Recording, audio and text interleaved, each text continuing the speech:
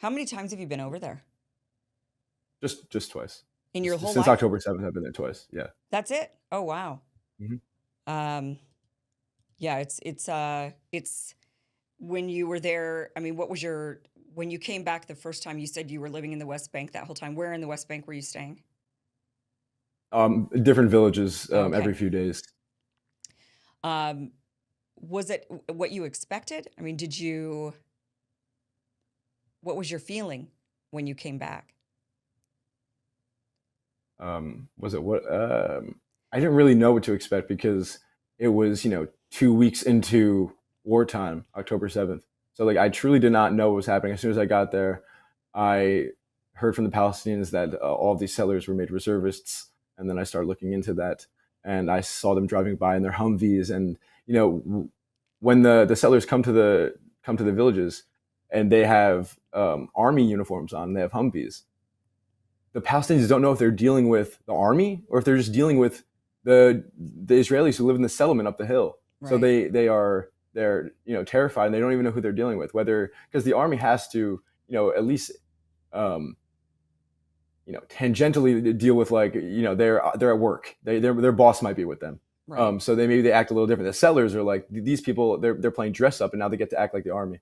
Yeah. Um, I was truly living in the moment, but Max Blumenthal at the Grayzone told me a little bit of what to expect, and he primed me what to expect during wartime in the West Bank, and he was pretty accurate. The tensions were very high. The Israelis were scared to death in Jerusalem, and the Palestinians were scared to death in the West Bank. Yeah.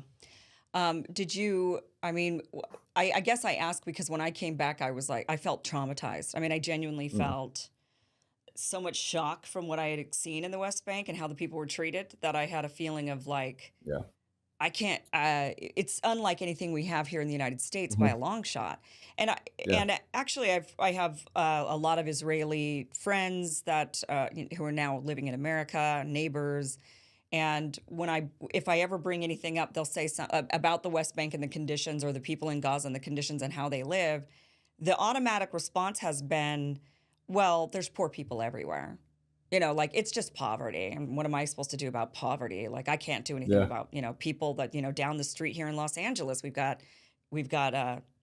poor neighborhoods, but Hmm. it's beyond just a poor neighborhood. It's beyond like, Of oh, course. these people are just poor and oh well, right? I mean, This village in Taipei, I'm sure you've heard of Taipei. It's it's one of the wealthier towns in the West Bank. They're Christian Palestinians. They harvest olives and they make olive oil. They also have a pretty famous um, brewing brewing facility. They make beer, Taipei beer.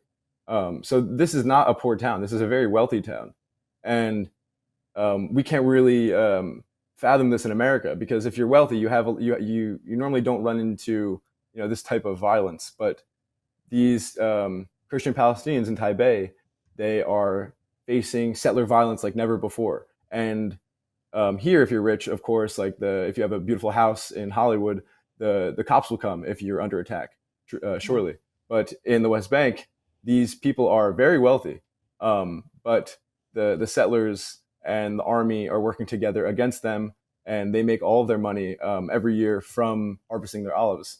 And so harvest season coincided with the start of the war, and so I was there as they were harvesting their olives, and there's a settlement maybe 300 yards away, and the settlers were coming there. They were taking their olive crates, walking away with them, taking cars, stealing their cars, um, beating them. And the idea is to get them to stop harvesting their olives, and try to get them off this beautiful land that they've been there since Jesus Christ.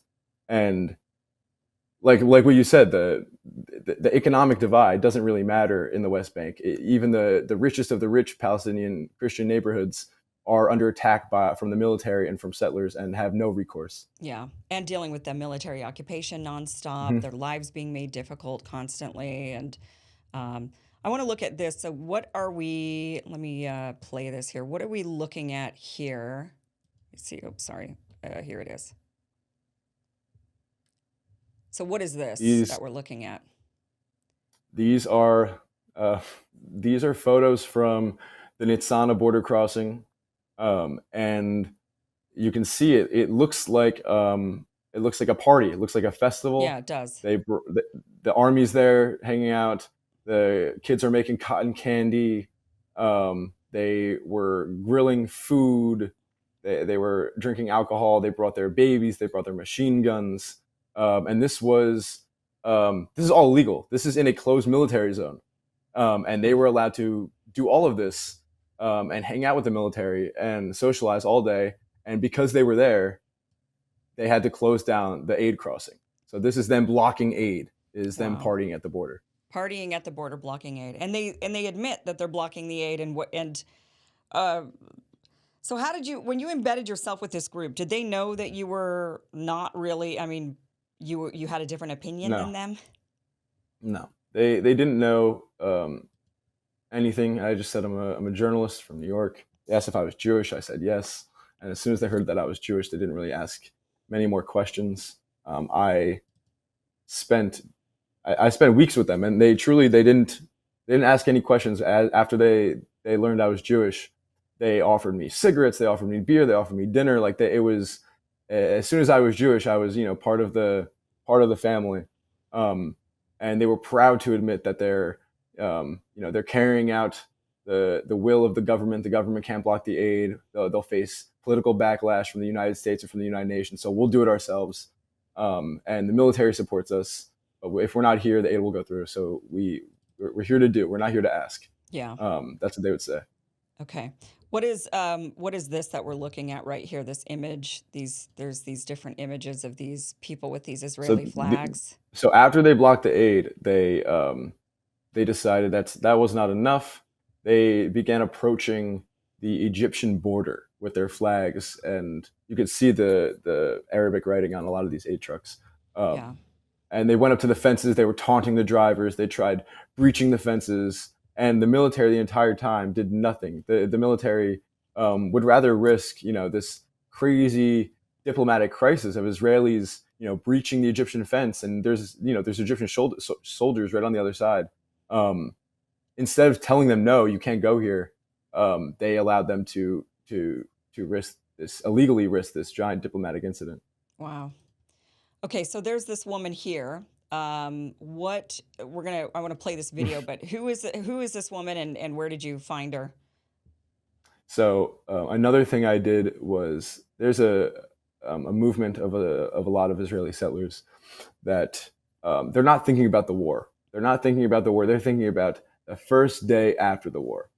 The first day after the war, they want to live in Gaza, and living in Gaza is really all they're thinking about. They have a list of more than 500 families. They have I'm not going to say what she says, but this lady's from, I think, from Long Island. This is an American who's now an Israeli and wants to live in Gaza. And And you filmed this where? What was this, like I Tel filmed this Aviv at or? no, this is actually this is at a northern this is in Surat. This is a couple miles away from the Gaza border, and Okay. these settlers were actually marching into Gaza. The military allowed them to march into Gaza to build what they called symbolic outposts. So they brought drills and hammers and plywood and vinyl, and they brought that into Gaza, and they build these little, kind of like sheds, as just a symbolic, you know, Like we're sign to the coming, government, and like this is what we're going to yeah, be we doing. will exactly, we will be Wow. here. Yeah. So this is a Uh, march into Gaza. This is where so I am. they allow this march into Gaza. They allow them to build these symbolic, like, this is what we're Hmm. coming to do here soon. Yes, They don't let journalists into Gaza or aid into Gaza, but they let these settlers in to build exactly. these symbolic. Okay. All right. So let's go The ahead only and reason watch. I was allowed there as a journalist, the only reason I got in as a journalist is because I was with these people. And they didn't know you were a journalist, or did they know? I mean, you were I mean, having a they just camera. I like mean, right. the military is so subservient to these types of Israelis because they know that these types of Israelis are the reason why their government is in power. These people are like a very organized voting bloc, and so these settlers actually have more power at these border crossings than the military. The military just kind of waves them in. You guys do what you want. You guys got a couple hours, and I'm gonna have to tell you guys to leave because you're not supposed to be here. So Did this woman? that's. Yeah. Did she tell you how long ago she immigrated over to Israel? I'm sure she did. I can't remember. Okay, all right. But now she's in New York. You can hear her voice that she hasn't been there very long. Right, okay. Let's go ahead and watch We this. love the Gaza Strip. We can't just take a whole strip of land and say Israelis can't live there. That doesn't make sense. This is our sovereign state. Would you live there? Of course. By the beach? Oh, for sure. Yes, my husband's also talking about building. He has a yeshiva, a Talmudic institute here, so building a branch in Gaza. We have lists already of about 500 families that are willing, on the drop of a hat, to just move into, we have North, Central, and South Gaza, and people are going to start building towns. We have names of the towns, we have where we're building them. It's already being planned, and we have people signed up. You can't leave it without Jews in the Gaza Strip. It's too big a piece of land. It's too important for us to let it become Hamas town, as we call it, full of terrorists. Wow. So why can't the Jew? She says this doesn't make any sense. The Jews should be living there in this land. Like, how can you have a piece of land and not allow the Jews to live there? Do they not think like the same would go for Palestinians? Thank you for watching this clip from the full Kim Iverson show, which you could catch just by heading to that link down below, KimIversonShow.com. You can watch the full show from what you just watched, or you can catch the full show live Monday through Friday, live streams, 5 p.m. Pacific, 8 p.m. Eastern at KimIversonShow.com. See you then. Be sure to like, share, and subscribe. Never miss an episode. Never miss a clip. Never miss a segment. Thanks, guys.